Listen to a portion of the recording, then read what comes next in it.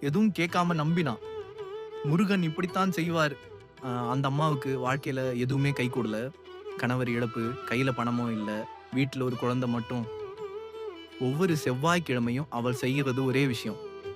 எங்க ஊரு சின்ன முருகன் கோவிலுக்கு போய் ஒரு விளக்கு ஏத்தி ஒண்ணுமே கேட்காம அழுதுகிட்டே நிக்கிறது. ஒரு நாளு கோவில்கார சாமியார் கேட்டாராம், "என்னம்மா இவ்ளோ நாளா வர்றே, ஒண்ணும் கேட்கலையே?" அந்த அம்மா சொன்னாளாம், "நான் கேட்கறதுக்கு தகுதி இருக்கான்னு தெரியல சாமி. அவனுக்கே தெரியும் என்ன வேணும்னு." அந்த நாள்ல இருந்து சில மாதங்கள் அவளோட மகனுக்கு ஒரு நல்ல வேலை, ஒரு நல்ல வாழ்க்கை எல்லாமே மெதுவா வர ஆரம்பிச்சது. ஒரு நாள் அதே கோவிலில அந்த அம்மா சிரிச்ச முகத்தோட முருகன பார்த்து சொன்னாளாம், "முருகா, நான் எதுவும் கேட்கல. ஆனா நீ எல்லாமே குடுத்துட்ட." அப்போதான் புரிஞ்சது. முருகன் கேட்கிறவங்களுக்கு மட்டும் இல்ல, நம்புறவங்களுக்காக முழுசா வேலை பண்ற சாமி.